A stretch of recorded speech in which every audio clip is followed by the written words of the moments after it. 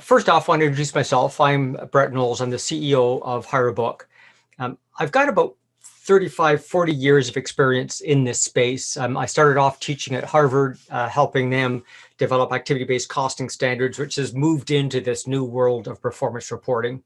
And I'm going to be sharing with you, what we've learned over about 3,000 clients, ranging from 250,000 employees, that would be the IRS, down to obviously small 25-person startups.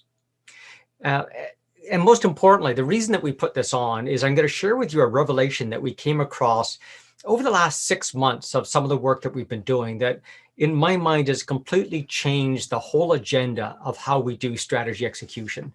And of course, as the title implies, part of the secret sauce we've discovered is through employee engagement. Now, I've got about 15, 30 minutes of content, and then I plan on opening up the floor to a roundtable conversation amongst the participants. But if you have questions as I'm going through this, just raise your hand or put them into the Q&A. Wesley is a co-panelist on this call, and he will stop me to ask any questions that's going on. If you've ever done one of these Zoom meetings, it's a bit hard to be able to see raised questions and raise hands and Q&As and stuff at the same time, or at least it is for me. So that's kind of the rules of conduct. Ask questions if you need as we go through. Otherwise, by about 1:30, we'll be getting to a Q&A session. So without further ado, let's get into this thing. So obviously, I could chew your ear off with all the experience we've had over the years with different organizations, but most of our clients' stories. You've heard these before many times. What I'm going to share with you, as I said before, is we're so confident that you can get the same result that these organizations have got, that I'm going to share with you the exact steps that we use. And I'm sure that if you take them, it's no big secret. I'm going to share them with you, and as I do, you'll begin to see how it is you can actually begin to enjoy these sorts of wild success at strategy execution through engaged employees. Now, I want to do a bit of stage setting first. And you've probably heard many of these stats before. Like, it's surprising how low the level of true engagement is in organizations. And this number has been repeated through countless surveys. And the problem is this. The problem is that it's a huge cost just in America alone. But it's beyond that. If you think about it, 13% of the employees actually drive your strategy. And if they're not carrying the load, it's not getting carried by anyone. And so these are the people that carry strategic success. Well, what does that mean? It means the other 87% actually undermine what the other workers are doing. And they undermine in ways which are obvious and some ways which aren't obvious. The obvious ways are in things like just counter pressure. The strategy says we should sell more to existing customers, and they're trying to sell more to new customers or introduce new products. And all those efforts which are off strategy dilute the efforts of those 13% that are on strategy. And the second part is there's just no interest in strategy execution. We've found that there is a literally one-to-one correlation between people that can tell us the strategy and engage. Now, if you ever want to test whether someone's engaged in your organization, just ask them to rattle off the strategy. If they can't, survey says they're not fully engaged in your business. And so when you begin extrapolating that, it becomes a pretty scary statistic overall. And what we've learned, and this dates back to our research back at Harvard in the late 80s, is you've heard this number, 80% of strategies fail. And they fail not because they're not brilliant, but because they're not executed, because 87% is dragging you down. Now, the interesting stat that more recent studies have told us is this. We survey organizations and basically said, if I take a look at top leadership, middle management, human resources, employees, who is it that's most responsible for generating that proper employee experience or engaged employees? And survey says, now I pause there, guess what the answer might be in your organization. Here's what the survey said. Basically, it's even. The problem lies with all of us. getting that strategy executed, getting engaged employees to do that is not just top leadership's job. It's not just middle management. It's not the job of HR. In fact, a lot of it's owned by the employees themselves. And that's super important. I didn't realize this. And for many, many years, I just focused on leadership and assumed that the strategy was cascade down. And of course, what we've learned is that is not the case. What we've learned is we really do need to include everyone in this conversation, and everyone has to own both what is engagement and how do we create it. And that was, to me, a revelation. So I'm going to share with you that framework I promised you at the beginning. I'm going to do it in two phases. I'm going to tell you what is a concept, and then I'm going to work through how it actually occurs in organizations. And for any of you, you might have read some of my blog articles about BJ Fogg. BJ Fogg has done a lot of research on how to encourage behavior change. And the net of his research is we need to do it in tiny steps. And so it's like getting in shape for running a marathon or getting in personal shape, losing weight. I just can't start going onto a diet or just suddenly I'm in shape. I've got to do it in small steps. And the trick is the smaller you make the step, the easier it is to make that progress. So the way that we look at this is in order to get your strategy executed, I need two things in the organization. I need the ability, the technical ability to execute that strategy, but we also need the motivation. So if you've got all the ability in the world and no motivation, the strategy doesn't happen. Or if you've got all the motivation but no ability, it doesn't happen. We need both those things. So what does that mean? This is the promised land up here. This is the land where strategy execution lives, that top right corner with high motivation and high ability. And again, I feel like a reformed smoker in my confessions here. I've spent the last 30 years trying to get organizations to this top point by investing time and effort at the leadership team level only. But what we've discovered recently is there's this progression. I need to move the organization in small steps up to that promised land. Now, there are two components to this we've discovered.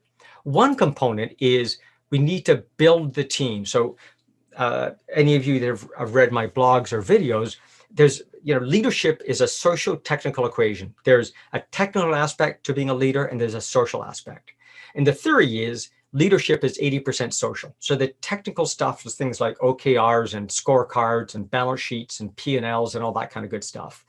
The social part is the meetings that we have, how we communicate with each other and so forth. And leadership is 20% technical. We need to give you the right data, 80% social. So if we take a look at the social component, which is all around building the team, right? How do we operate more effectively as a team? The promised land up here is that everyone focuses on the collective outcome. I'm now not worried about my personal outcome or my team's outcome or my department's outcome. What's the collective outcome we're looking at?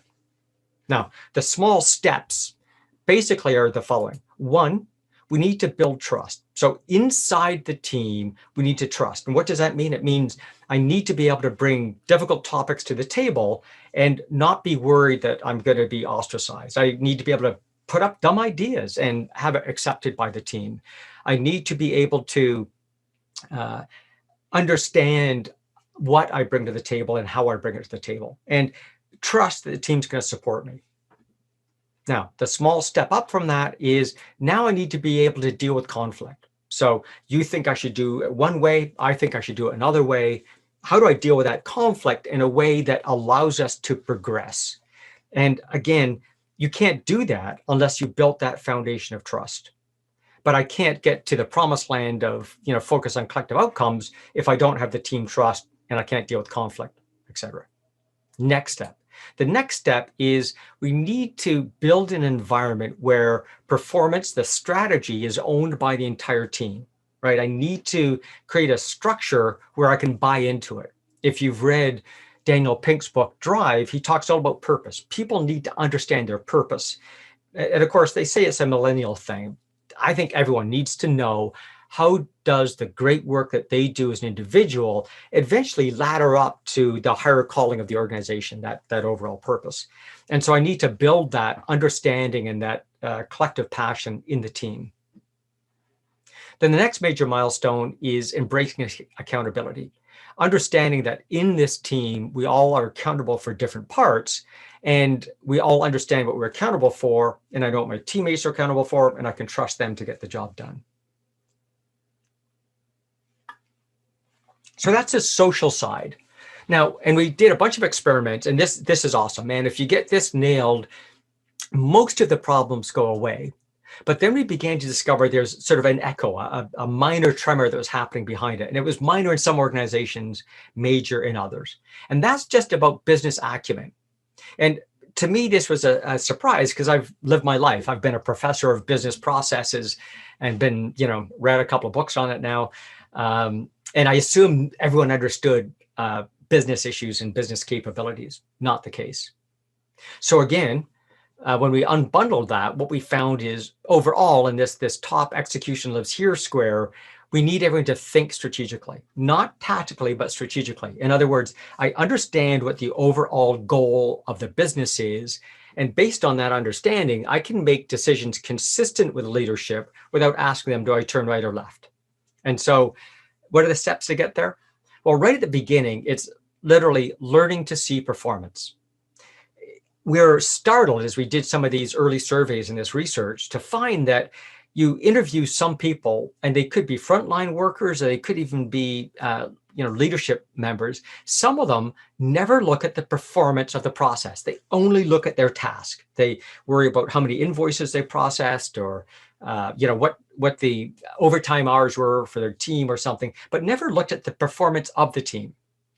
If you've heard me talk before, I talk about working in the business versus on the business. And we need to teach them to begin to look on the business, like a fly in the wall, seeing how business is being performed. The next step towards thinking strategically is we now need to give them the skills to assess performance.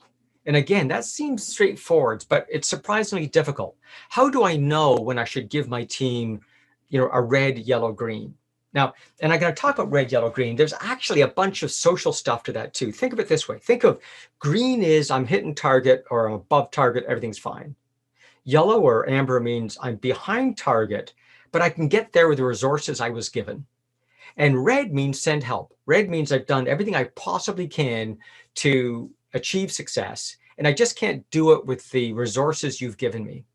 So I need help. I need you to either give me more resources so I can win, or I need you to change the target so I can hit that number with the resources I have. Now, that assessment comes in 2 steps we've discovered. I thought we could just go straight to red, yellow, green. We cannot. There's a narrative assessment that has to happen first. We have to get people to be able to describe performance, because if they don't describe it, I learned by reading some psychological papers, they can't effectively score it. So the first thing is to assess it. Give us a narrative. What went well, what didn't go well? And you can work with them on that level. Then you can get them to actually score performance, that red, yellow, green, at the objective level, at the big picture. And then finally, we can begin getting the confidence in the team that they can actually set performance targets. Like, what is the level I need to achieve a green or yellow or red? And that's the logical progression. And if we take people through those business capabilities, by the time they're here, they can think strategically. So what's interesting about this is these are, what we started off with, the whole idea that these are small steps. This is, tiny steps that end up having a high impact. So it's low touch, high impact. These are small meetings, small conversations, and you end up with this high impact at the end. So how do we get there? Well, here's how it's done. And so I've shared with you the concept. You understand the concept now. And, like any other concept, it sounds good. But, what is the secret sauce? So here's the secret sauce. This is what we've discovered. Here's exactly how it's done. And we've tried this on small organizations and ginormous organizations, literally every sector. And ironically, in these COVID days around the world, we've tried this out in Oman, in Bahrain, in Korea. Everywhere it's worked the same. Oh, by the way, in North America. So here are the small steps.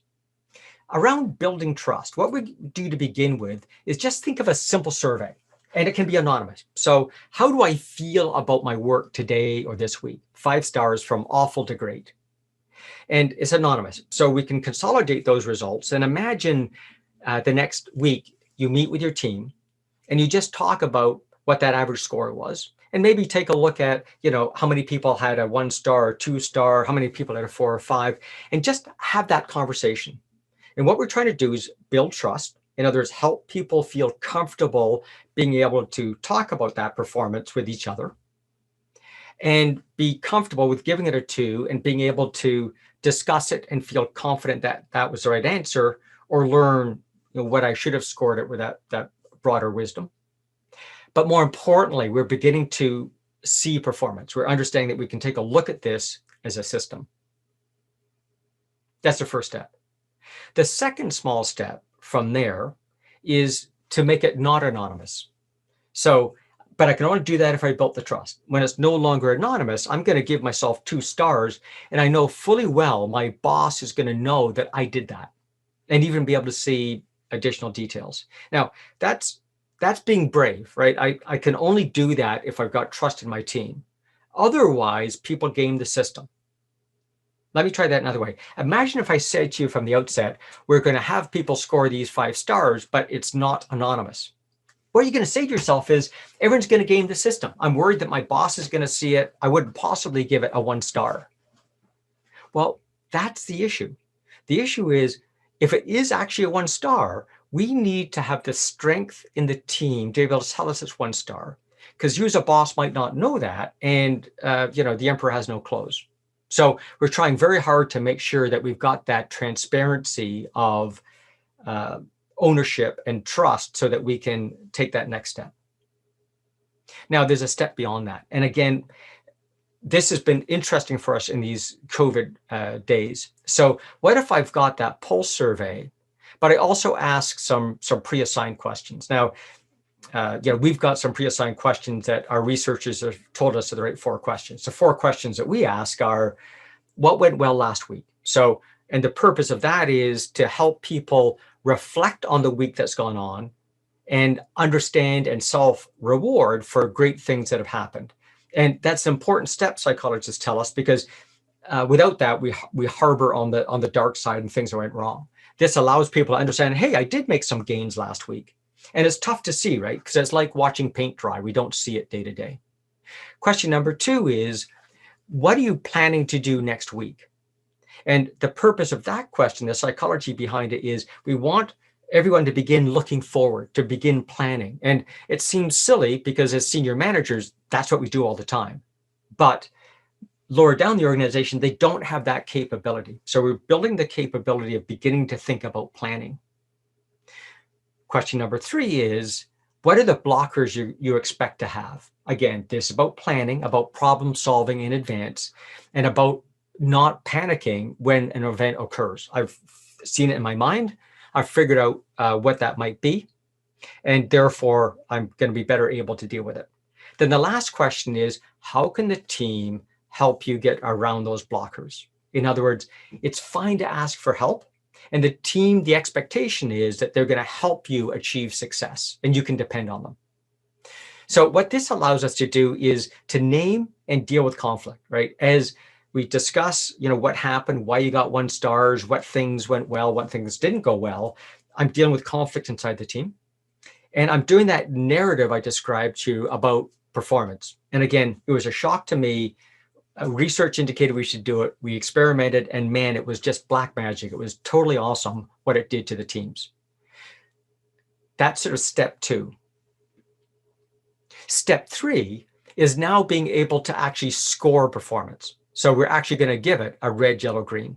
And so that's super important because it's almost like committing, right? At an analog, at a narrative, it's hard to nail down. But now I'm really beginning to get, it's not quite quantitative. So I see this as like golf, right? In golf, you self-score. There's no referee that goes along with you. There's a lot of rules and protocol about what you should be scoring yourself at. But at the end of the day, it's your own score. And this is what we're trying to do in organizations. And a bunch of things that appear again that we didn't expect. One is this embracing of accountability. It turns out that people feeling giving these analog answers, it's much easier than when I'm committing to a number, because now I'm accountable to what I put down. And it's interesting, the psychology that we've seen as we've tested organizations, that people end up being very conservative. So I might think I'm a green, but I'm going to just give myself a yellow because I'm worried that someone knows something that I don't know. And so I'm going to be very conservative. Or I might think I'm a yellow, therefore I give myself a red. And so I'm surprised at the amount of time some organizations need to spend on this step to give people the confidence to give it a score that they truly believe in, and own the accountability for making that occur. So that's the next step. Now, it's super important to know that it's only at this stage we finally tell them what the objective is. And I'm embellishing that because as I give myself 5 stars here, I'm probably scoring something completely different than my teammate in the next cubicle. Even at this point, as we're describing it, we have different visions about what this department or this team should be doing and what does success look like. Again, because we're building up these skills, it's not till here that we begin to define that North Star. What is the overall thing that we're looking for? So people that have worked with us before, that's the objectives from the strategy map. What are the core 7 to 10 objectives that the company or the department or the team's after, those objectives? And I'm going to score my performance against those objectives. Finally, we get to that top right corner of strategy execution, where not only do I have that scoring that we talked about, but I have facts and data to back it up. These are, in the OKR world, what we call key results. These are things that I'd see more of or less of as I work towards this objective. And the benefit now, or the downside, is this score is based on facts and data. Now, the interesting thing that we've seen is this, that we may end up with good key results and even a progress bar that shows mathematically we're on track, but I may have a leader that's still going to give me a yellow or a red. In other words, the data says one thing, but the leader says something different. And that's interesting. And what we began to discover is there's a whole bunch of wisdom in the leader, right? So everything might be on track right now, but I know something's about to happen that's going to cause us to turn from yellow to red.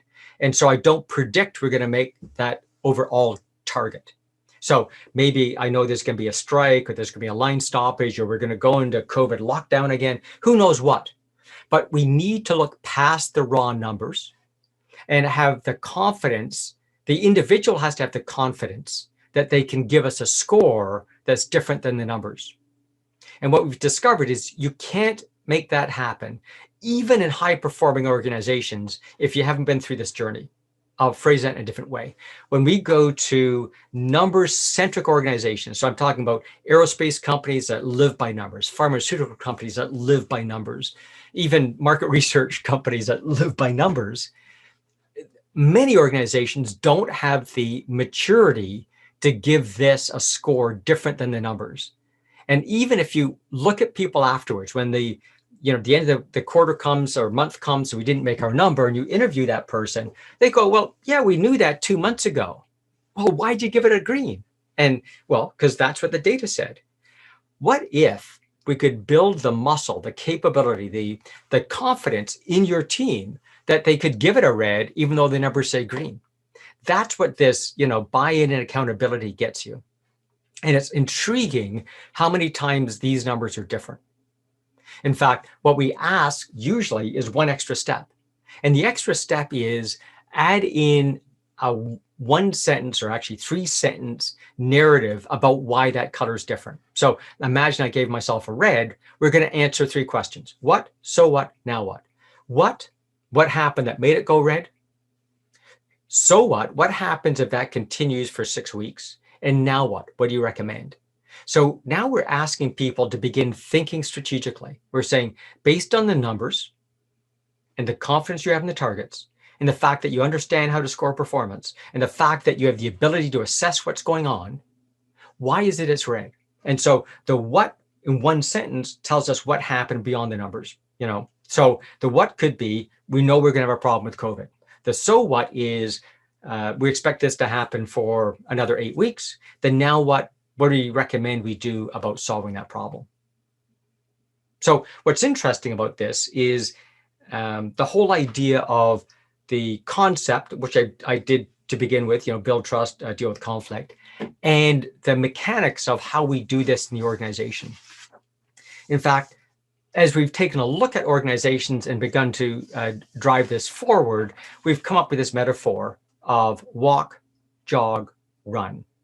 And so the idea is, yeah, we all want to go run that marathon. We want to be in the top right-hand corner, but to get there, we better start off with walk or jog to get there. So walk, jog, run. And how long you stay each phase depends on the composition of your team. That was a word I was looking for. An example. So we did one warehouse organization where truly there was no business acumen there. They needed to be in walk mode for about 4 weeks. So 4 cycles through this before they could take the next step.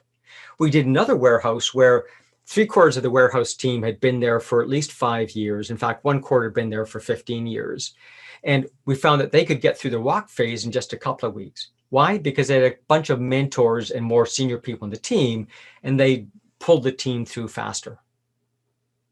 Jog. The beginning point of jog is when I can begin putting my name on that survey, that check-in instrument.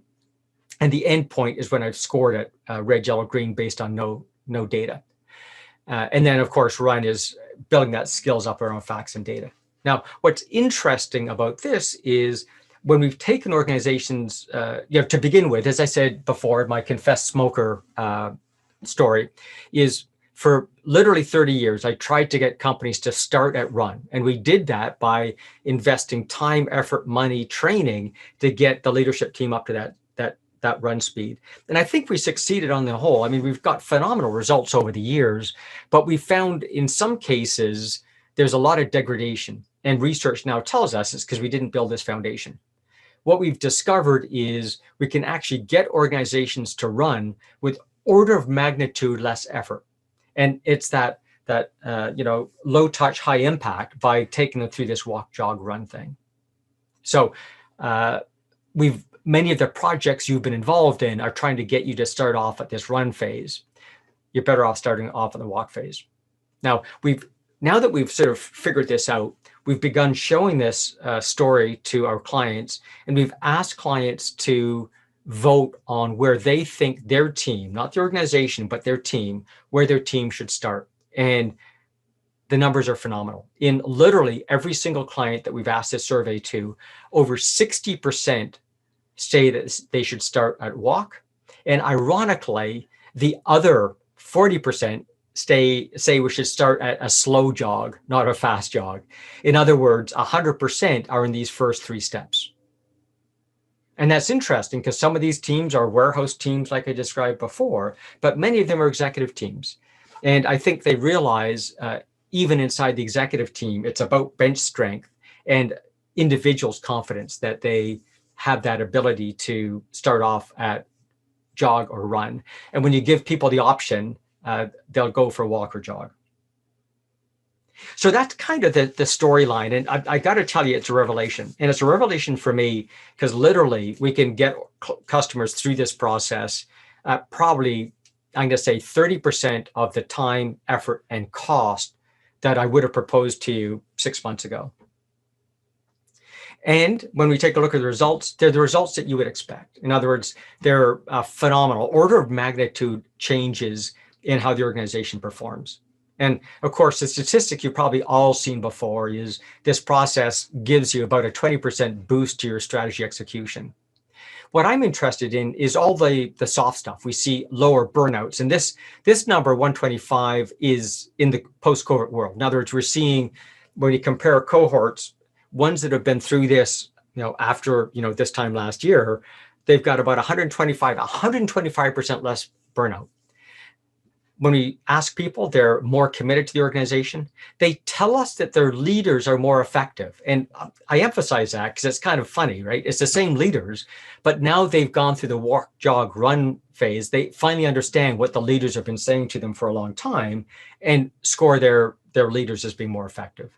We see better job satisfaction. I mean, you can read these numbers. They're interesting what the outcomes of this work is. Hey, Brett. Wes. We have a question in the chat from Ash, and he says, on that ability motivation chart, what kind of triggers do you find helpful to spot at different stages as people progress from walk to run? So I take that to be, how would I know when it's time to progress past build trust to deal with conflict? Is that how you'd interpret it, Wes? That sounds good to me. So there's two ways to do that. Certainly some have a quantifiable ability, but most of it is what you as a leader says is a gut. So let's start off at the simple area up here where your brains can see the separation easier. In this situation, what you're going to see is, are we seeing from our leadership team appropriate scores? In other words, is every time the progress bar is green, do I get a green? Or do I see a mix between them?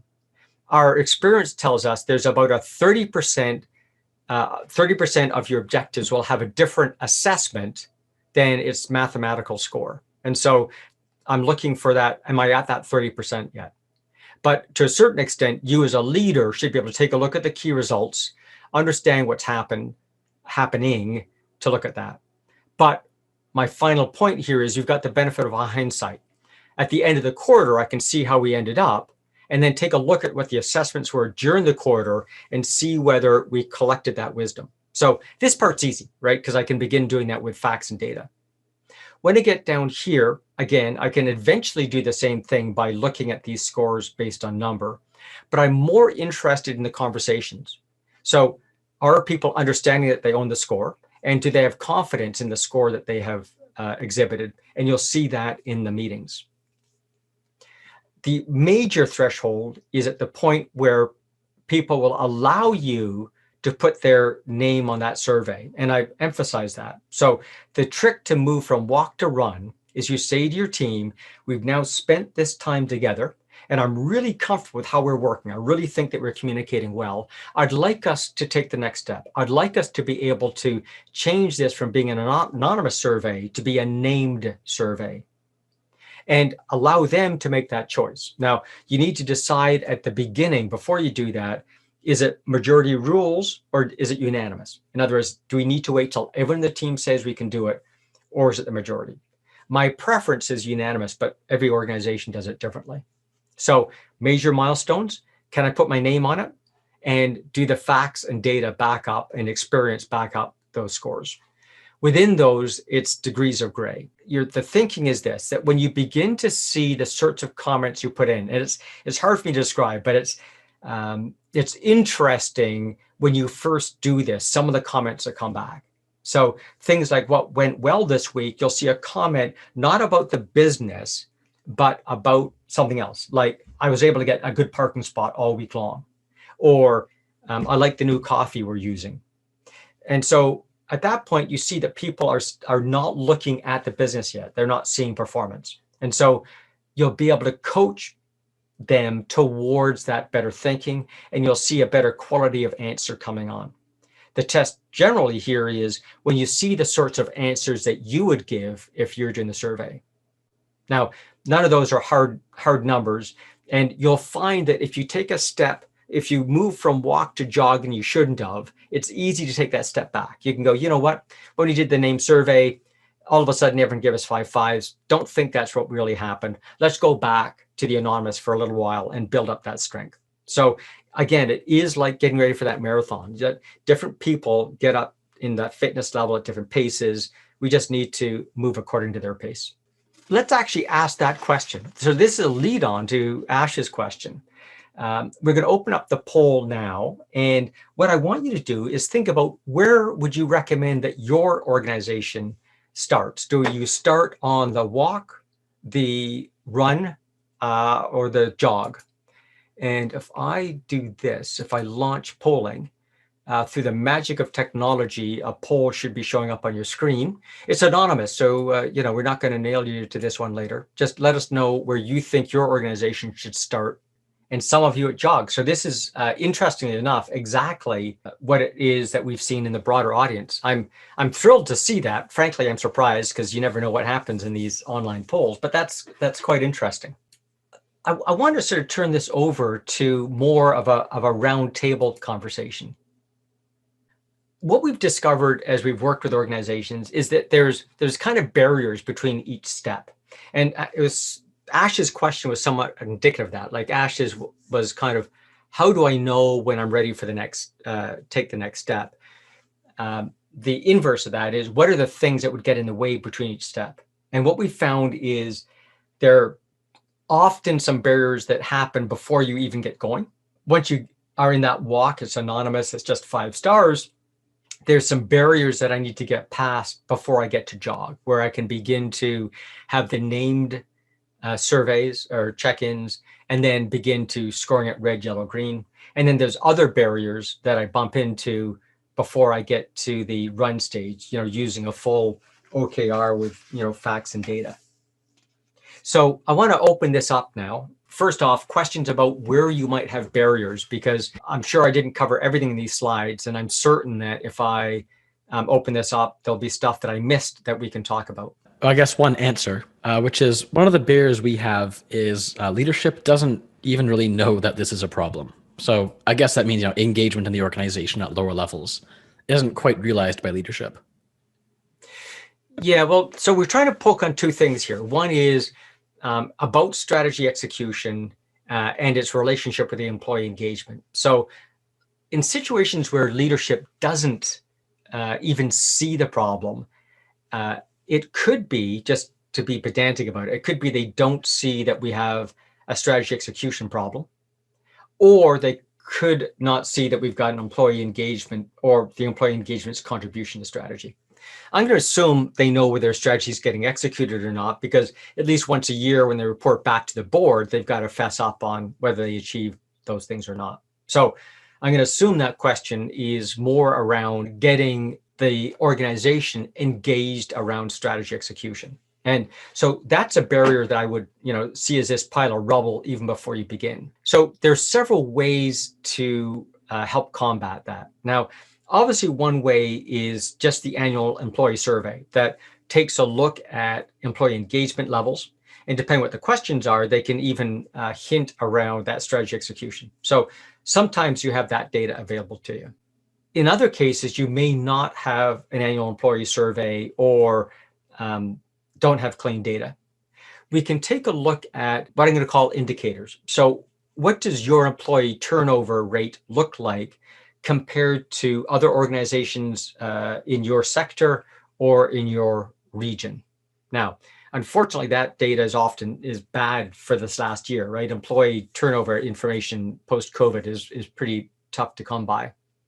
But we do see other indicators, things like how many employees are coming in late, the quality of work that's getting done, the number of customer complaints, the number of trouble tickets, the number of bugs that are found in the software that you're writing, or errors in the accounting transactions. So the quality of work getting done is indicative of the engagement. Now, that's all, I've started off with employee surveys, lots of science, these indicators, which are some science. The last test is super easy. The last test is this. Every time you go into a Zoom meeting, ask people to, in the chat, write down what they think the strategy is and see how many people get it right. And I say do it that way because if people blurt it out, then the next person just copies off the previous one. But if they put it in the chat or send it to you on Slack or something, it's a good 0 test. Remember what we said before, there is a 1-to-1 correlation between people's ability to tell you the strategy and their engagement level. And so that's a simple test you can do at the beginning of any meeting to help people see where that employee engagement part is. The fourth approach that we found pretty easy is take them through this presentation. If they understand this walk, jog, run theory, often they get it and want to start off with the walk side. Wes, do you have any other questions, or did I put them all to sleep? We've got 2 more. We've got one from Casey saying, how to effectively, one barrier is communicating those top level strategies and translating that down to frontline relatable strategies is one potential barrier. Right. Yeah. So often that's what I call a broken telephone. In other words, we have the corporate strategy. In my example is, let's say our strategy is to sell more products to existing customers. And as it goes down, it gets slightly rephrased at each point. So from more customers to same customers, it goes to more stuff to new customers. And then it goes new stuff to new customers. And by the time we get to the bottom of the organization, there's a disconnect between what leadership wanted and the rest of the organization. And that's the standard top-down, bottom-up strategy execution dilemma. So the solution there happens to be what we are now calling OKRs, objectives and key results. So what if leadership sets what that North Star is, the overall top-level objective and key results, and we ask everyone in the organization to respond to it? What do they need to do to achieve those objectives? Now, if you want to have some fun, what you do is you say, leadership set the objectives. The rest of the organization tells us what you're doing and see if what they're doing lines up to what the objectives are. Now, that's pretty evil. So here's what we really do. Leadership sets the North Star and then they leave. Day two, the rest of the organization responds to those. What do I need to do? What are the 3 things I need to do that links up and connects with those? And then we can play show and tell. We can say, if we do those things, will we achieve that objective?